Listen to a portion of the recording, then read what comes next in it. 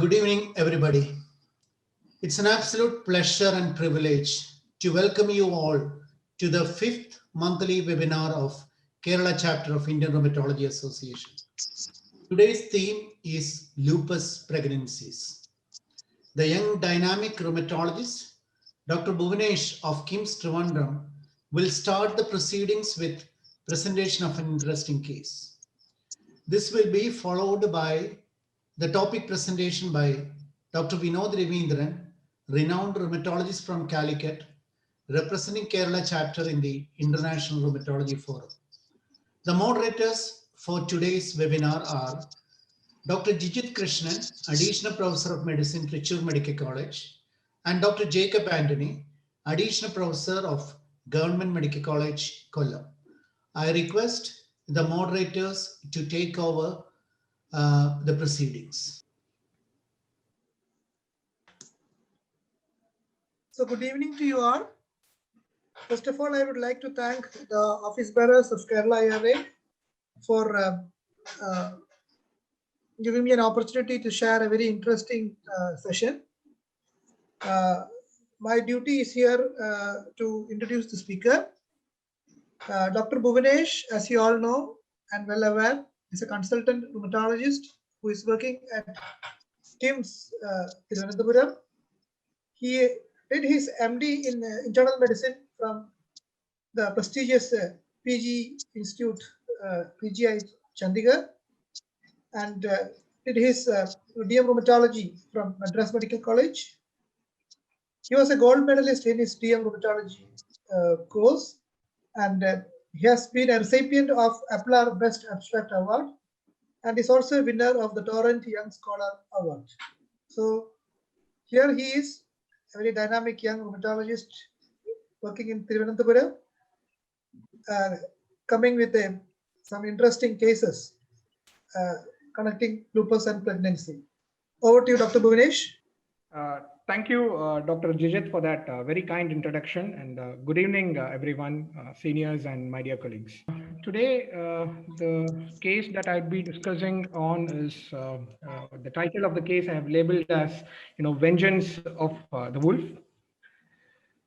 So I'll be presenting a 26-year-old lady. She's married with one child. So these are events which are dated back in November 2017. So at that time, she presented with a 6-month symptom of joint pain and hair fall. And for this, she was being treated by an orthopedician with methotrexate 7.5 milligram per week.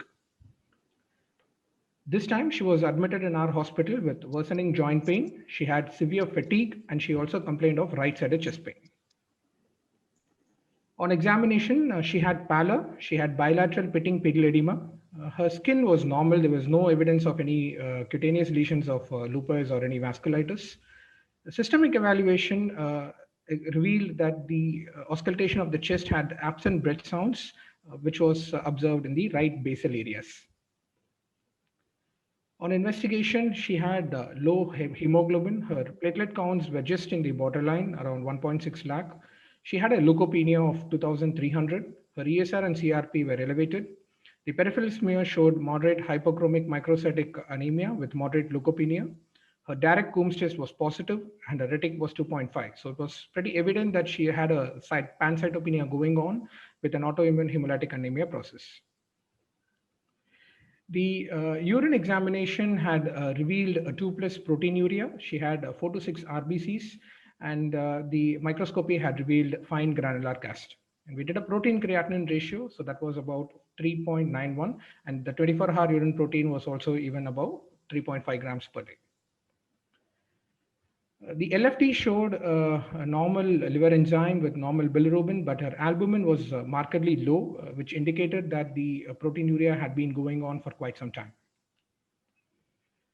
The ultrasound abdomen revealed a mild ascites. It had mild hepatomegaly with fatty changes, and she also had bilateral pleural effusion, right more than left, which was explaining the right-sided chest discomfort that the patient was experiencing.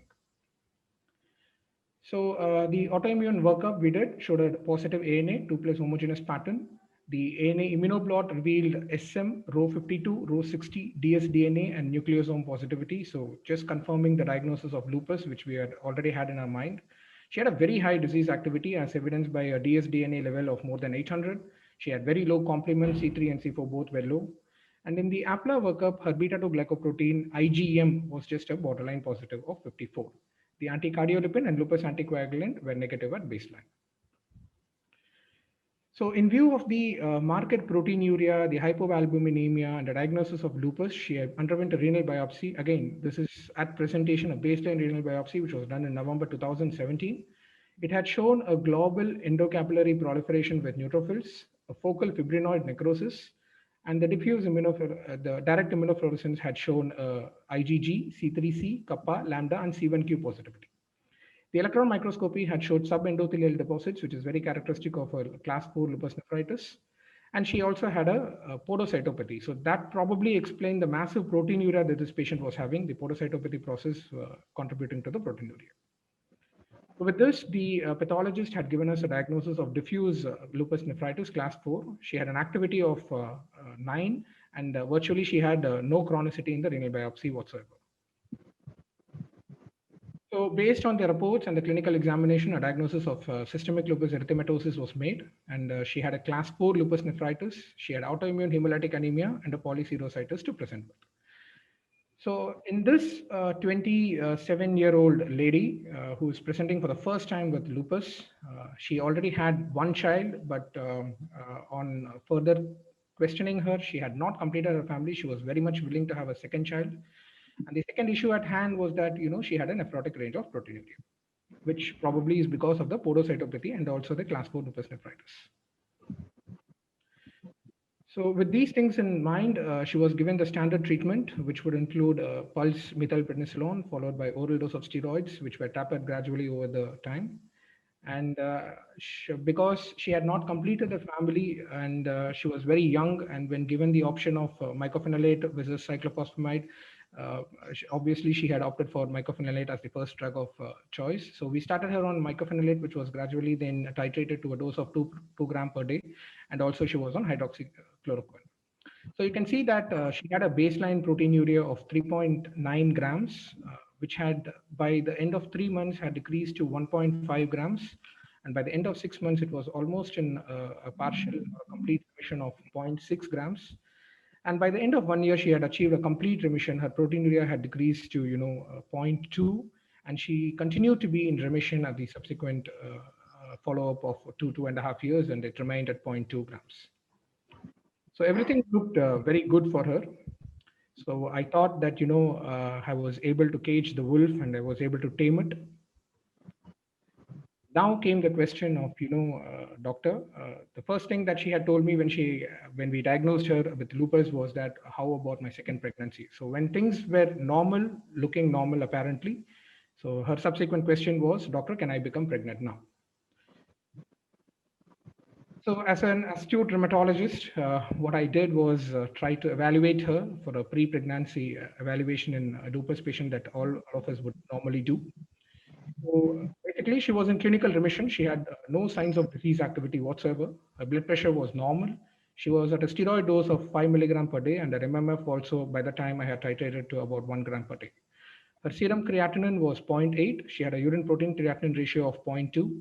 And her immunological workup, including the dsDNA, C3, C4, everything was within normal limits. Her APLA workup repeated again showed a persistent beta-2 glycoprotein IgM positivity. So with these in mind, the patient was counseled in detail about the possible pregnancy, the lupus-related complications in pregnancy, and what to expect. And because she was on MMF, she was switched over to tacrolimus. She was continued on the low-dose steroid and also hydroxychloroquine, and she was monitored for flat. So this was going on for a period of 4 to 5 months. And she was apparently normal during this period of 4 to 5 months. Her urine showed no proteinuria, her blood pressure remained normal, the creatinine remained normal, and she was apparently doing well.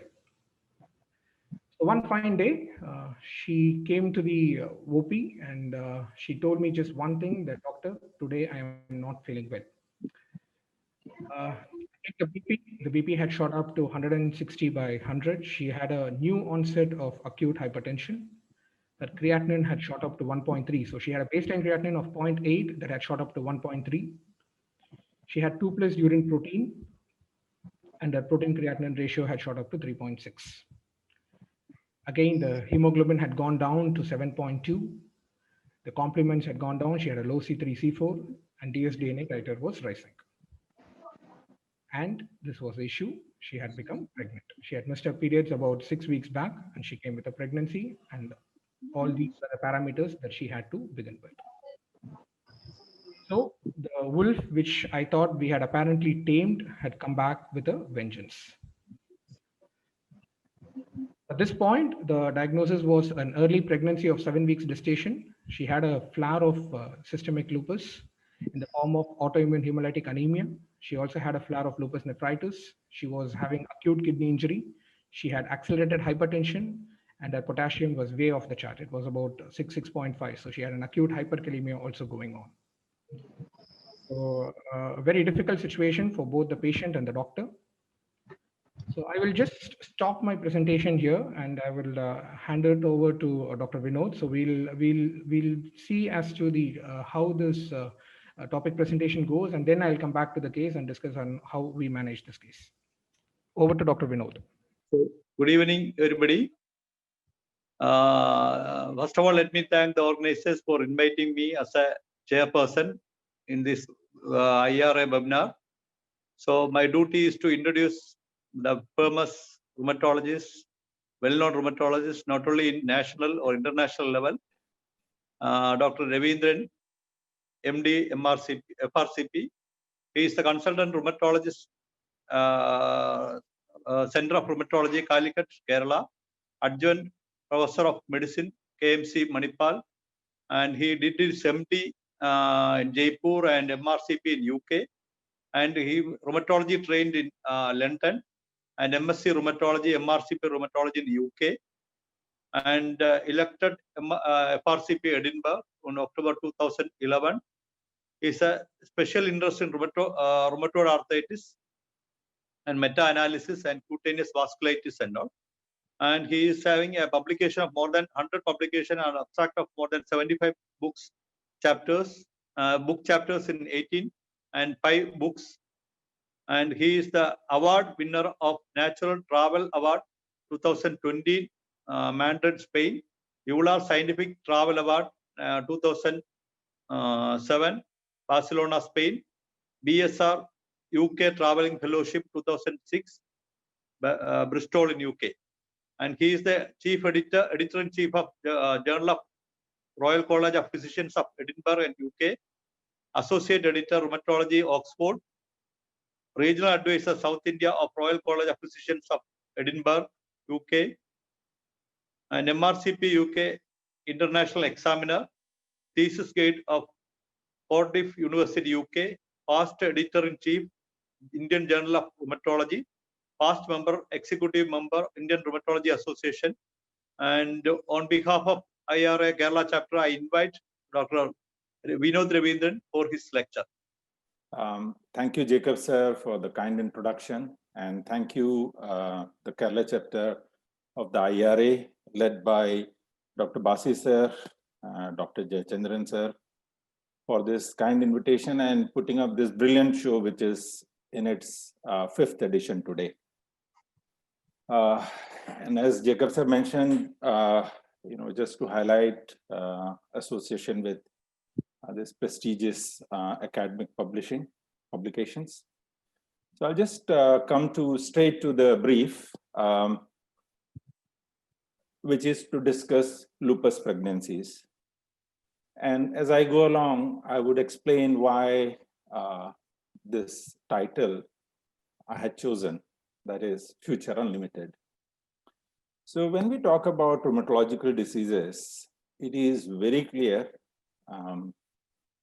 that there is a female preponderance of several autoimmune rheumatic diseases. Very few, such as gout or ankylosing spondylitis, are the only perhaps autoimmune diseases where a clear-cut female preponderance is not observed. And this is because of several different reasons, but I'm not here to talk about that.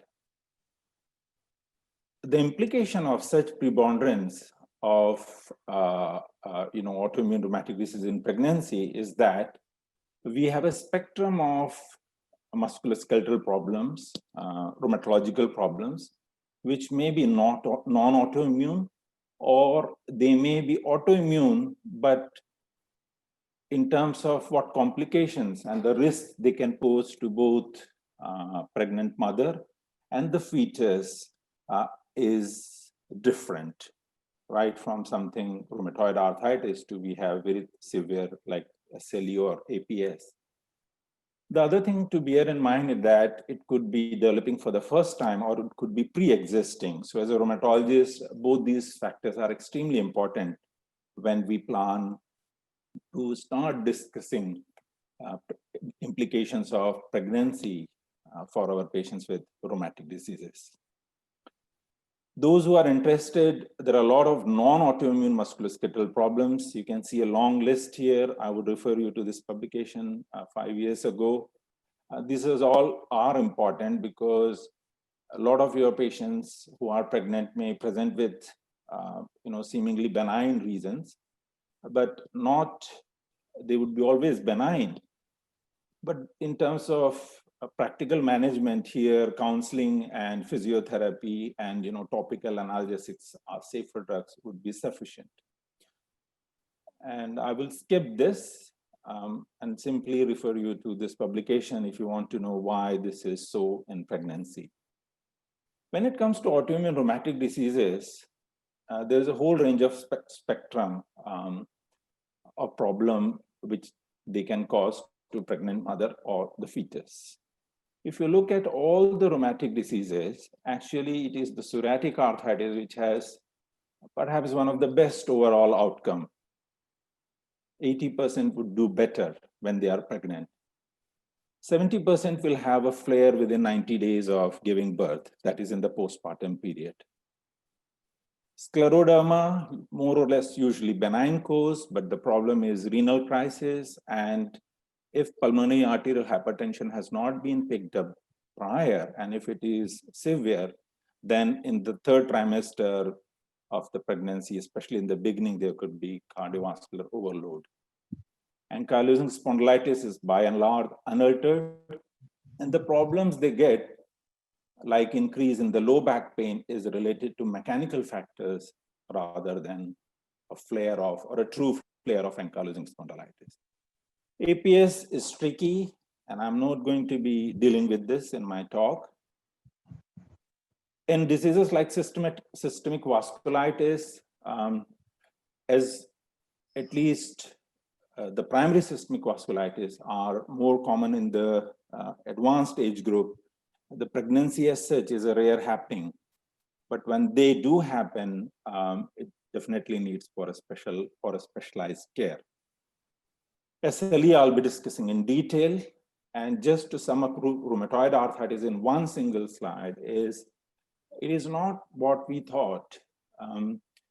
This is a famous quote from this nearly 80-90-year-old publication, but true remission is seen in only about 1/4 of the patients who are pregnant, and improvement in about 50%. Those patients who are ACPA or are rheumatoid factor positive, they may not improve at all.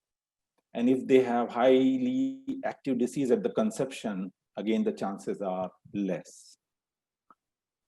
So I would come to now what Bhuvanesh has referred to as the wolf, but it is important to realize that it has got erythematous, the butterfly side to it also.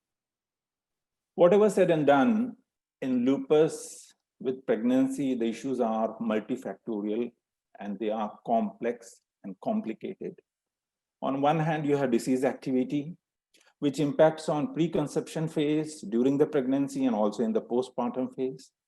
You have usage or imperative usage of certain drugs, which can cause problems in the entire 3 components of the pregnancy. you have specific autoantibodies like RO-LA or EPS antibodies, which can impact on all the three phases. And above all, the impact of everything on the maternal health is also very, very important. Related to that are the issues of subfertility, increase in disease activity, and like in Bhuvanesh's case, what happens to the subsequent pregnancy? What will happen to the lactation?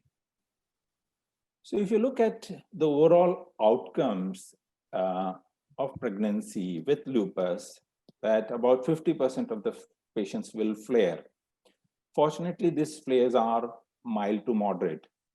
And mostly they would be musculoskeletal and hematological, but they might also be renal. Maternal morbidity and mortality, this is unfortunate, but this is about 20 years old data. There is a phenomenal increase just by being the fact that a mother who is pregnant has lupus, and preeclampsia, hypertension, bleeding, serious infections probably linked to the steroid usage is also high in this group. In terms of the impact on fetus, we are talking about more and more preterm birth compared to the national averages. We are talking about more IUGR. We are talking about more small babies. But as I would be able to show you that if you look at the recent studies, the live birth rate overall has improved. But here, you will find across the studies that the rate of instrumental delivery has become high. The reason is that these pregnancies are treated rightly as precious pregnancies. So it is more likely that they would be going for instrumentation assisted deliveries like cesarean section or forceps. The psychological health of the mother is very, very important.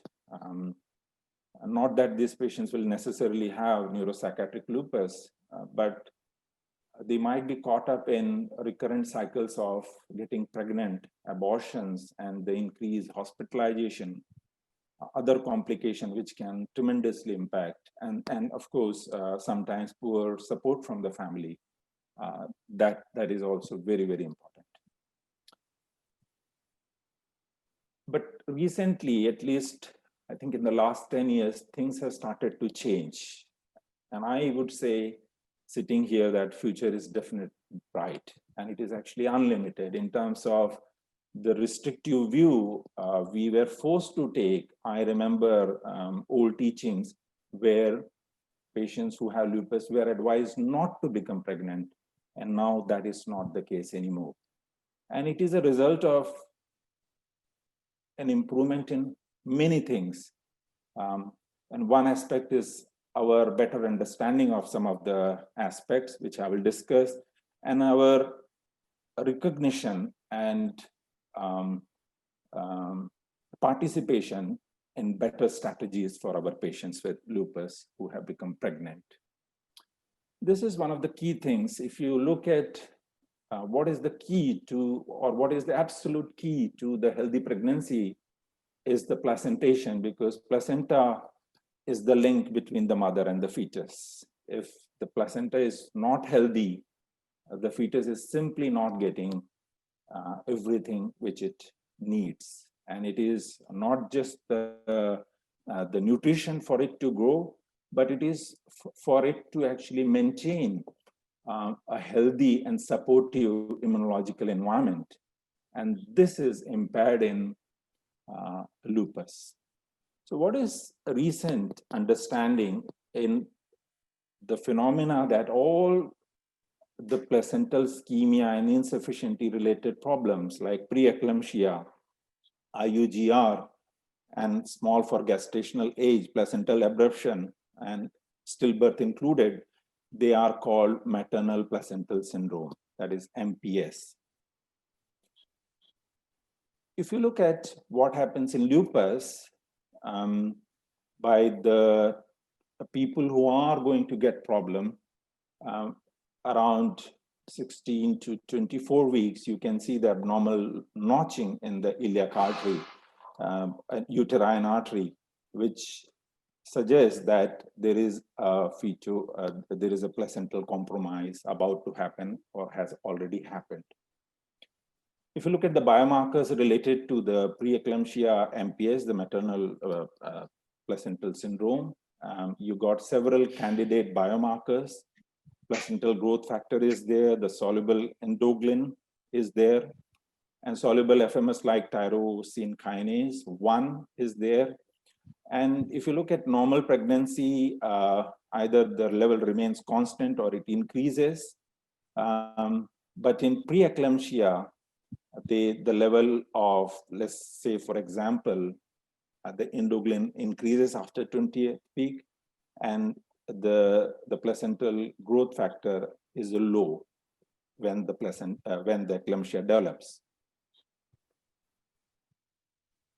In ladies who are pregnant and have lupus, the same type of factors are also in the play. And to cut the long story short, you can see that we have a placenta which is ischemic, which is susceptible to atherosclerosis. And then you have the classical features of pregnancy-related hypertensive diseases. Fetal growth is impacted, and you have some of the features which Bhuvanesh mentioned in his case. Can they be used in pregnancy with lupus? Yes, they can be. So if you were to measure this particular biomarker, it has to be measured between 12th to 15th week, and the soluble endoglin and placental derived growth factor between 16 to 19 weeks. So that's about the time. So you can see that this is the start of the second trimester where all the troubles start to happen. More simply, if you look at the immunology of pregnancy as relevant to all of us, is to understand that fetus is a semi-allograft. Half of the genetic material comes from the father and half is from the mother.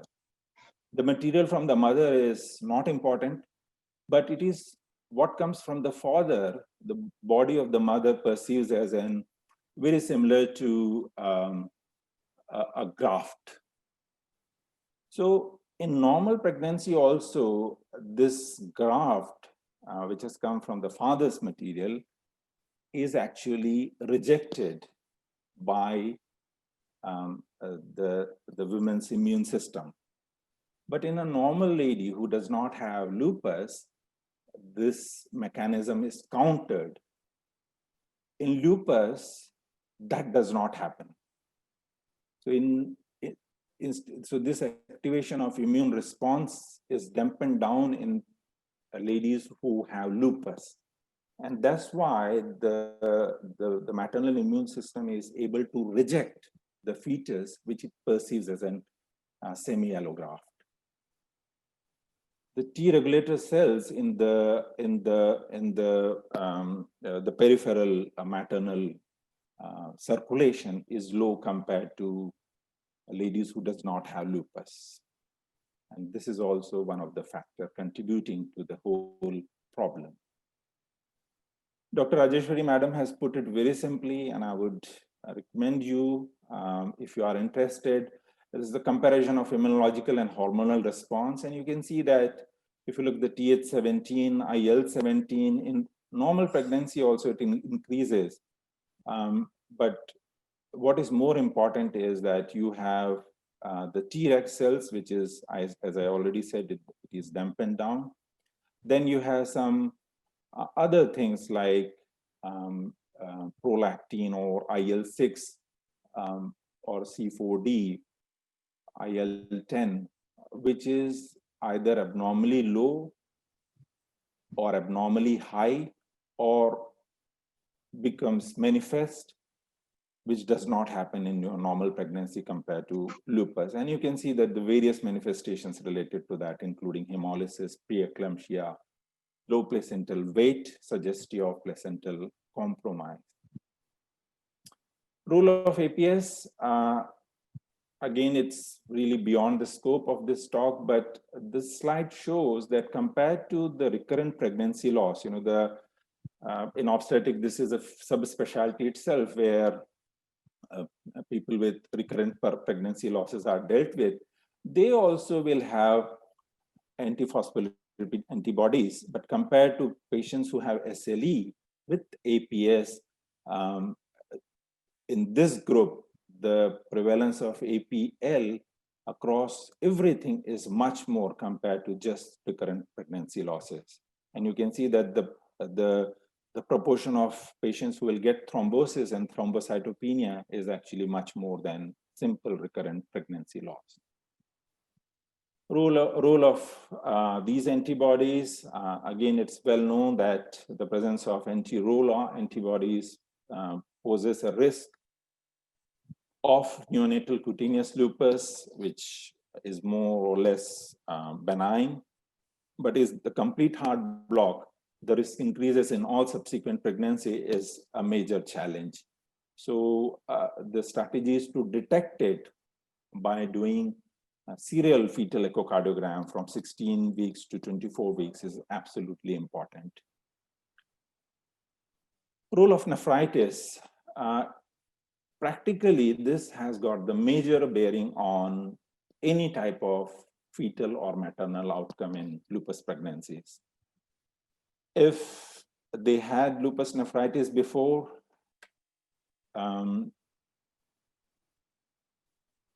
the risk is much more if they have current lupus nephritis, and also if if they have previous pregnancies with preeclampsia or history of IUGR, the risk is more and more. It can happen in first time in the pregnancy also. So that's why if you look at how the patients are monitored in lupus pregnancies, the assessment of renal function is an important part.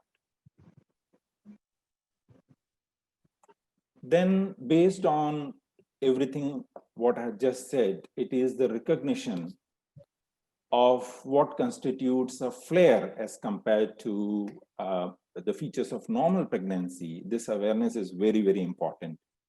So we know that certain features like Palmer-Erythema, arthralgia, anemia, bit of proteinuria is common in normal pregnancy. But if you have true synovitis, you have leukopenia, if you have rising anti-double stranded DNA antibodies, you have a proportional decrease of C3 and C4. These are some of the reliable factors which will help you distinguish between lupus rare and the normal pregnancy. This was a lady who came in with lupus pyrexia. You can see the swinging pyrexia for days. And this was a lady who was pre-diagnosed with lupus and had become pregnant. So it was a pregnant lady with lupus with pyrexia. And after a long, exhausting workup, a single shot of methylprednisolone, 500 milligram, did the trick, and she became completely afebrile. So some of these type of unusual features are also worth bearing in mind. If you want to differentiate between preeclampsia and renal flares, it is the classical anti-double stranded DNA antibodies, low complement level, and an active urinary sediment are the most important features. The other two complications of which can happen in a normal pregnancy, preeclampsia and HELLP syndrome, it is important to realize that you will not see these two before 20 weeks of gestation. So that is very important. If you have a lady who has caused 20 weeks of gestation, you have to consider all three. If they are less than that, then only think about acute lupus nephritis. Then your classical markers, complement levels, I have already said.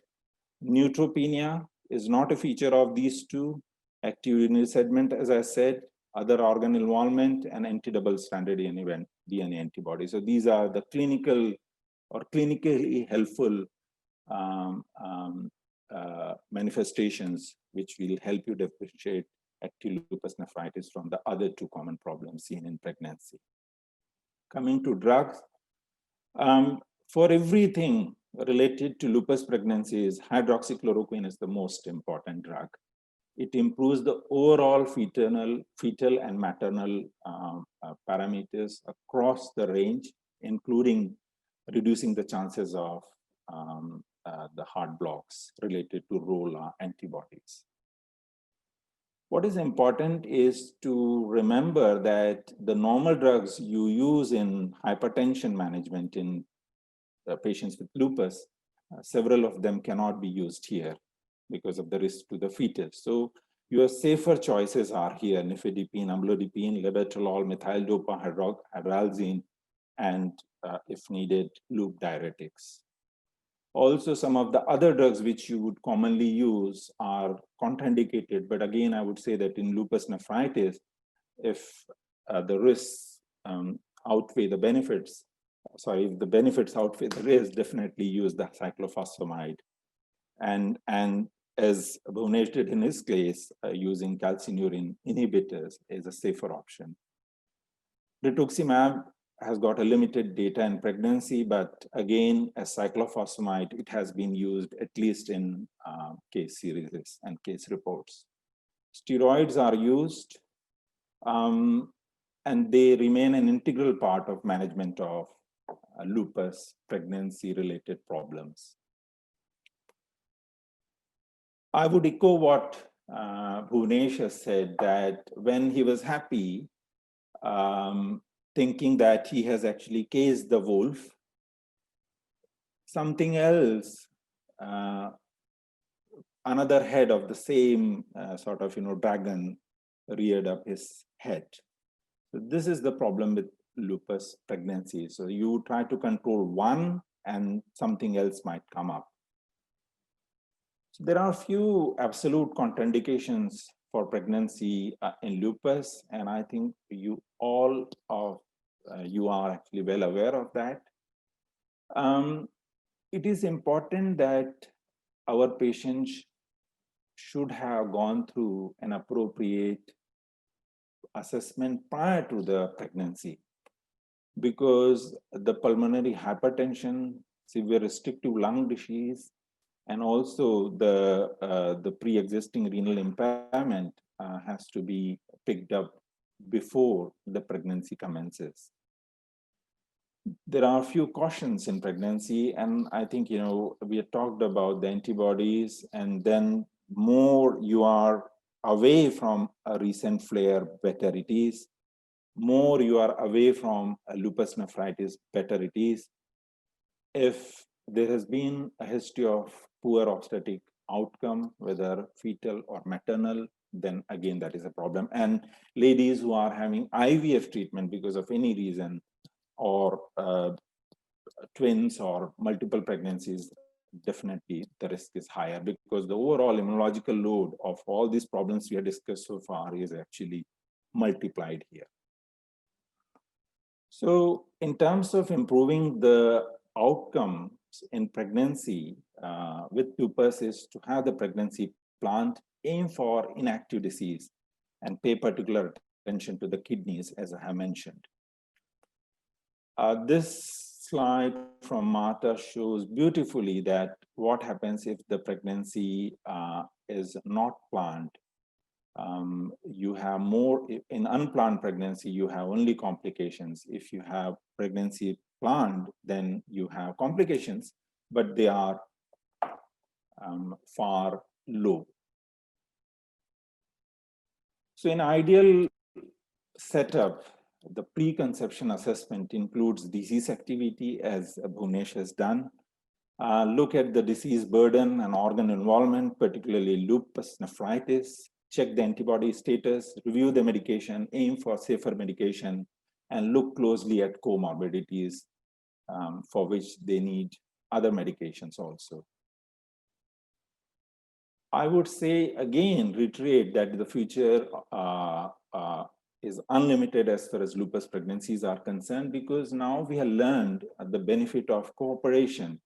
We have learned how teamwork and the multicentric experience sharing is helpful for us. And we are fortunate that there is an increasing thirst in increasing the awareness about issues related to pregnancy and lupus.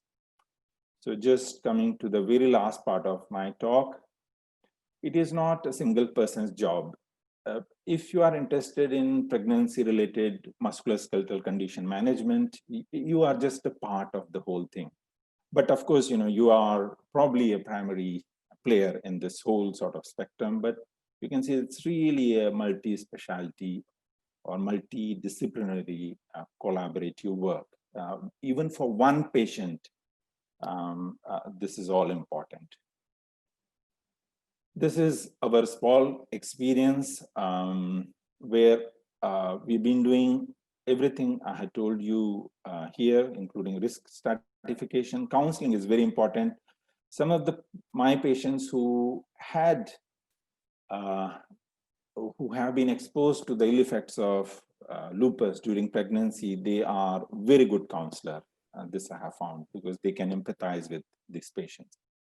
Then 2D echocardiogram, if they are ROLA positive, this has to be more intense, as I said, based on the guidelines. But this is the story so far, about 97 patients.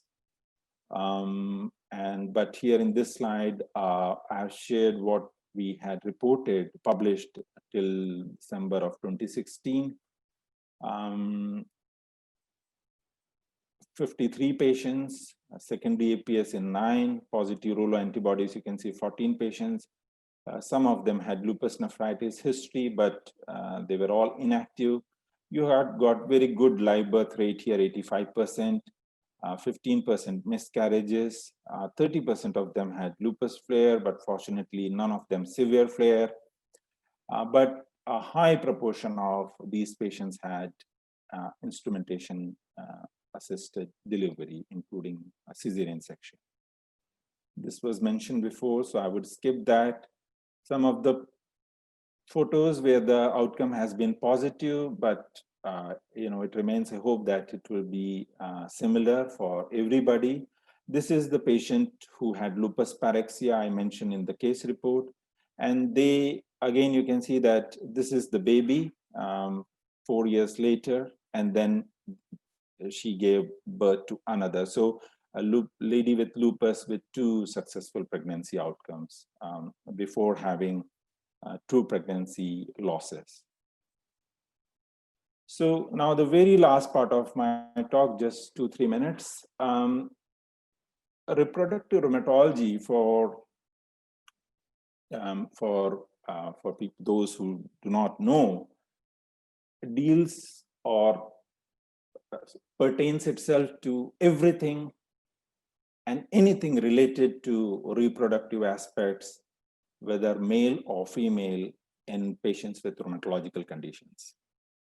This picture I have taken from Nature Reviews in Rheumatology, which commented on the ACR recommendations, which have come out recently.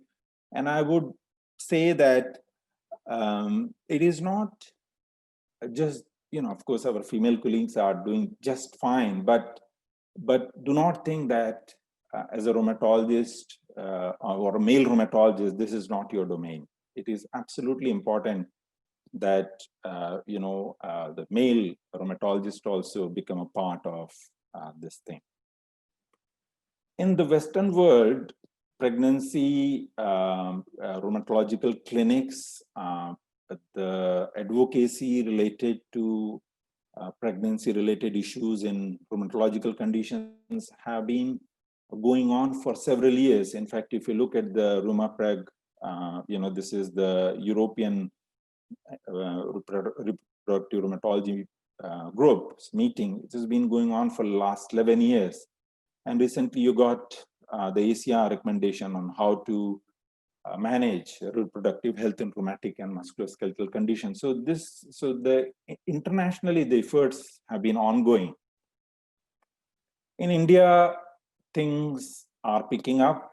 In 2016, Caroline and Molly bought out the first supplement, I think, from the Indian perspective on fertility and pregnancy in autoimmune rheumatic diseases. Then last year was, I think, very good. We first had an international conference on women's health and autoimmune disease at PGI, followed by at ARACON. There was an entire morning where a lot of reproductive health related issues in rheumatic diseases were discussed. Then we have earlier this year data from our Karnataka colleague about lupus pregnancy shared. And for those who are interested, this is again very recent that in pregnancy, the way in lupus pregnancies, including and also the other autoimmune diseases, the key thing is to have similar sort of data and registry work, and the EULAR has got guidelines on that also. In this particular Indian perspective, I and my colleague Mithun summed up some of the problems we face in the adequate care of lupus pregnancies. And you would agree that we have been able to address some of them, but our efforts are lacking in focus because not all of us are interested in this, and it is time consuming. We don't get any recognition from the hospital for this extra work, which is extremely time consuming.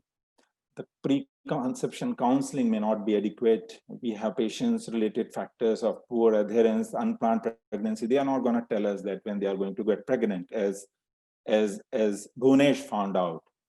And the diagnosis is delayed, and of course, it might be perhaps too late when they are referred to us.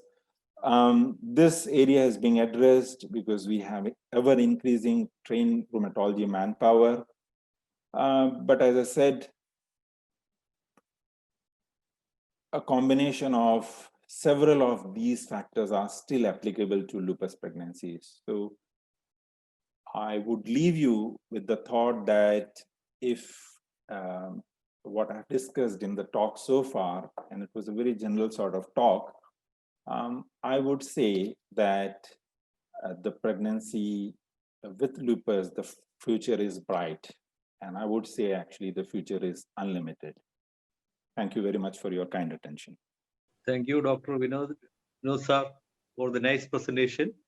I think I'll just finish up the case. So I had just done part one of the case. I'll just finish up the case if that's okay with the chairperson. Okay. Recap to someone who might have joined late as to what we are discussing. So this is actually a 27-year-old lady who had presented with lupus nephritis class 4 about 2 years back, and who was in remission for about 1.5 to 2 years. And this time she's presenting with early pregnancy of 7 weeks gestation, had a flare of lupus in the form of an autoimmune hemolytic anemia, a flare of lupus nephritis, an acute kidney injury, accelerated hypertension, and hyperkalemia. So when I thought of managing the case, the first attempt from my side was to how to salvage this pregnancy, because for this lady, though it was not like any precious pregnancy or anything, but she was very keen on continuing pregnancy the moment she landed up with me. So try to salvage the pregnancy by giving her a pulse dose of methylprednisolone. And in view of the worsening acute kidney injury and hyperkalemia, we couldn't continue tacrolimus anymore. So tacrolimus was withheld for the time being. And at this point, I also thought of doing a renal biopsy, but the patient had refused it point blank, considering the complications in a pregnant woman. And also, I didn't think personally that it would add much value to it, because we already knew that this patient was a class 4 to begin with. And if she had flared up now, it's more likely to be a class 4. And the features were more suggestive of a class 4 because she had a hyperkalemia, she had an AKI, she had a hypertension going on. So much more likely to be class 4. I don't really believe that, a renal biopsy would have given us any further information. In any case, the patient did not consent for it. So this is just an overview of what we did. So this patient, like I said, was in remission, had a normal creatinine. She presented at about 7 weeks of gestation, had a creatinine of 1.3. So at this point, given her pulse steroid, But unfortunately for her, the hypertension, the hyperkalemia, and you can see that the creatinine never settled down. It in fact went up to 2.8, 2.9, subsequently to 3.3. And in view of the ongoing hypertension, the hyperkalemia, the worsening acute kidney injury, I had to take a very tough call on her, and I had advised, had to take the help of the gynecologist and do a medical termination of pregnancy, which was, eventually done. And subsequently, there's no choice but to, give her the best treatment option in the form of cyclophosphamide in an attempt to at least salvage the organ, in this case being the kidney. So this is the subsequent story of her. So like I said, initially in 2017, presented with a class 4 nephritis, continued to remain in remission for about 1.5 to 2 years. Then pregnancy happened somewhere around here, had a very bad flare of lupus nephritis in the form of a rising creatinine, a rising protein creatinine ratio. So she was treated with steroid in tapering doses. And then I had to give her pulse doses of cyclophosphamide after an MTP, obviously. So in spite of all this, what's happening to her is that the creatinine has still not, gone back to the baseline, which was around 0.8 or 0.7 to begin with. It's still hovering around the 2-point range. And even the proteinuria is still hovering around 1.15. And it's been almost now 8 months since she had second time, flared with a lupus nephritis, and this time what was during the pregnancy. So now she has completed 6 doses of pulse cyclophosphamide, and I have, subsequently put her back on mycophenolate mofetil, which was the initial drug to which she responded to, hoping that she will respond to it this time as well. So at this point, considering that she's still not attained a complete remission, or even she's just going into a partial remission. So considering all this, what options do we have at this point? Thinking of adding rituximab as one option, which to MMF, which could help with the nephritis part. To add tacrolimus, again, in view of the raised creatinine, I don't think that would be a good option at this point in time. And I think what I would do in reality is repeat a renal biopsy, because I think this time what we are looking at now, 8 months down the line, is probably some chronic changes which is going on. So if there are chronic changes this time in the renal biopsy, then probably we should not be chasing the creatinine and the urine protein creatinine ratio, which the proteinuria that she's been having. So in this context, I just, most of the things have already been discussed by Dr. Vinod. I would just, concentrate on 1 or 2 things which I thought is relevant, at least to this case.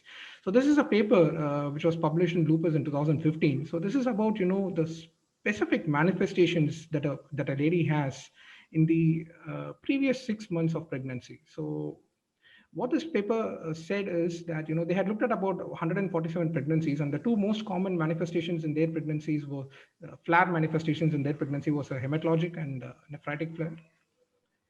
So what they had looked at is the odds ratio. So basically, if a woman had a particular organ system manifestation, for example, if she had a lupus nephritis or a hematological manifestation in the preceding 6 months of pregnancy, it is highly likely that they come back to the same manifestation during pregnancy. So they flare with the same manifestation rather than a different manifestation altogether. So the organ specific lupus activity during pregnancy was quite high to that particular organ into which they had disease activity previously.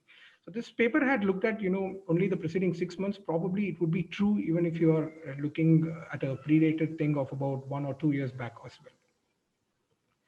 So this is what I was trying to say. So women who have a specific organ damage to begin with had at a significantly higher risk of developing that specific organ activity when they become pregnant. So the flare is expected in that particular organ rather than some other organ. So what is more important is to understand this, that if a woman enters pregnancy without a particular lupus activity, she has a low risk of developing that particular activity during pregnancy. So what this paper is trying to say is, suppose a woman never had lupus nephritis previously. If she is becoming pregnant, the likelihood of her developing lupus nephritis is not that high. It's reasonably low. But as rheumatologists, as we gain experience in what we do, we have come to understand that lupus knows no boundaries. So these rules may not always be true in lupus, especially in a lupus pregnancy. The second point that I would like to highlight is the timing of lupus flare in pregnancy. So this is one paper in which they had looked at about 276 lupus pregnancies. About 21% had a mild to moderate, a moderate to severe lupus flare. And as you can clearly see that most of the flares were in the second and third trimester. In our case, the flare was in the first trimester. And what this paper had observed is most women had lupus flare during only one trimester. So for example, if they had a lupus flare in the first trimester, it just remained as a lupus flare in the first trimester. So there would be some outcome to it. Either the lupus flare would settle down with medications or the pregnancy would get terminated. So some outcome had happened, within the first trimester, within one trimester. Only 2 of these, so many women who had flared up had increased lupus activity during all 3 trimesters. So that's usually not the case. It's like a hit and run mechanism in lupus flare, which happens in pregnancy. So just concentrate on this part of the column. So like I mentioned, lupus flare is more common in the second and third trimester, but if a lupus flare happens in the first trimester, they have very low probability of, having a live birth. And they have very high chances of, having a miscarriage. And the full-term birth, when compared to the other group, is relatively low. So though first trimester lupus flares are not that common when compared to second and third trimester lupus flares, but if a lupus flare happens in the first trimester, it is quite severe when compared to the other 2 trimesters. So the key learning points from this case would be that, predicting a flare in pregnancy is not easy. So this particular patient had, whatever parameters are possible were, normal to begin with at least 6 months prior to the planned pregnancy, but ultimately she flared. Very, very difficult to predict a flare in pregnancy. Sometimes, not always, sometimes. And I believe after this case, would be maintaining patients on, longer periods of maintenance therapy, especially in a patient with lupus nephritis before going for a planned pregnancy. Remember, this patient was in remission for almost, 1.5 to 2 years, but still she fled. But I think probably a longer period of up to 2 to 3 years might be required to, really assess the pregnancy outcome. And I have learned that, the flare can happen very early during pregnancy. And when it happens early during pregnancy, it's very difficult to salvage the pregnancy. That what I have presented here is a case of a failed pregnancy. So I was just telling that, we learn a lot from our failures. Ganesh for the nice presentation. Topic is open for discussion. Regarding why you chose tacrolimus and why you didn't choose azathioprine. Okay. So that is something I did not mention. So what had happened was once the patient had, planned for a pregnancy, the initial drug given to her was, tacrolimus. We had shifted over from mycophenolate mofetil to tacrolimus. But unfortunately, on even a very low dose of tacrolimus, about 25 to 50 mg of tacrolimus, which is usually the starting dose, she developed a very severe transaminitis. She had her liver enzymes go off the roof. She had her ALT around 400 to 500, even on a very small dose of tacrolimus. So it was impossible to continue, azathioprine. So it was impossible to continue azathioprine in her. So the only other alternative, considering the previous lupus nephritis for her, was, tacrolimus in this case. Okay. Any other specifics regarding the case? So in this particular patient, to begin with, that is about in 2017, she had a class 4 lupus nephritis. So as an inducing agent, we don't usually prefer azathioprine as an inducing agent. Usually mycophenolate mofetil or cyclophosphamide is a better inducing agent in lupus nephritis. Once they go into remission, then to maintain remission, either tacrolimus or even azathioprine are better agents. But to induce remission, either it would be MMF or cyclophosphamide, which would be the standard of care. Same, I have also not used the GnRH analog. I think in practical terms, the choice between cyclophosphamide and the other drugs in pregnancy is very clear that, if it's if the risks outweigh the benefits, then don't use it. And if the benefits outweighs the risk. So in terms of the severe neuropsychiatric manifestation in pregnancy with lupus, and in severe nephritis, where it is difficult to control in spite of everything. As the pregnancy advances, there is more and more trouble, particularly at the onset of the third trimester, where you have a lot of cardiovascular volume overload related factors chipping in. So that is how sort of our choice of drugs in general is guided in lupus pregnancies. Yeah. What is your recommendation regarding the use of aspirin, low-dose aspirin in SLE to prevent preeclampsia in patients without having APS? Yeah. So aspirin, low-dose aspirin in patients yeah. with SLE whom we are planning pregnancy, and the APS is negative. Yeah. So the very recent recommendations which have come out, I showed you in the in my last few slides, which is the ACR recommendations about the management of pregnancy and rheumatological condition. This is covered up very nicely. So if so in non-lupus autoimmune diseases, so non-lupus, non-APS, it does not recommend aspirin at all. Okay, even, so you can see that the guideline is overreaching in terms of, aspirin's use in preeclampsia, eclampsia, and other pregnancy-induced hypertension-related adverse outcomes. So if the patient hasn't got APS, obstetric APS, do not use the aspirin. So it means that patient only has got lupus, don't use aspirin. See, why I asked was the American College of Obstetrics and Gynecology has given a recommendation like that. Yeah, see, so I think, that's why there is slight variance in terms of, how these guidelines have come from the rheumatologist. And this is one area, the usage of aspirin. But if the lady has got only lupus without any APS, then, it is difficult to justify. So I think comes the question of a lot of other drugs we have discussed today, and our overall management approaches also sometimes has to be unconventional when it comes to lupus pregnancies, because here the objective is to help sustain the healthy pregnancy and hope for good outcomes. And this is where it differs from our day-to-day routine clinical practice, where we have to be innovative. So I'll come to the point, why. So none of our patients who are ROLA positive antibodies, I have almost zero compliance. They not only because of the cost, but the logistical issues. They cannot have weekly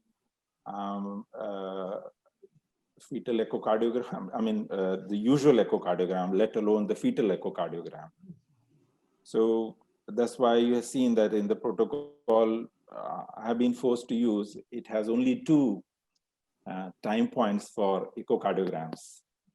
So we had to be adaptive in terms of how we practice. So I think these are, so like, for lupus pregnancies, the low dose steroids and the low molecular weight heparin, they are also in variance with the international guidelines, but this is all used maybe off-label indication. So I think, as clinicians, your decision about individual patient would be paramount. Safe during lactation? It is safe, sir. If you look at again, in this recent guidelines, azathioprine is safe. So the hydroxychloroquine, sulfasalazine, steroid, and azathioprine are the only safe drugs for all the 3 phases of pregnancy. That is preconception, during pregnancy, and after the pregnancy. All the other drugs, including the biologics, have got proviso or caveats. It's very, very interesting. See, for us who are in the clinical setting, it's these extended antibody profiling of any type is actually difficult and practically impossible. Required is to consider that how much extra benefit such logistical and cost implications give to our patients who have lupus and pregnancy. So I think jury is still out. And I think as these tests become widely available, more incorporated into our routine clinical practice, then we can use it more and more. And ultimately, it is all about investigating what we know. So the overall clinical benefit has to be assessed. That is my take on that. I would, in an ideal world, I would do absolutely everything where the costs are not barrier to help maintain, sustain, and hope for a successful pregnancy outcome in these patients. Great session. We had a very interesting case presentation by Dr. Bhuvanesh and an equally brilliant review of lupus pregnancies by Dr. Vinod Ravindran. I thank both of you on behalf of IRA Kerala chapter. And I thank Dr. Jijit and also Dr. Jacob Anthony for for moderating the session in a very well manner. Thank you both. And I also thank all the distinguished delegates and members who attended this session. So we'll be having this IRA Kerala chapter program of Web CME on every first Sunday of every month. This time we had to change to second Sunday, but usually we have this on the first Sunday of every month. So looking forward to see you for the next CME. Thank you all. Good night.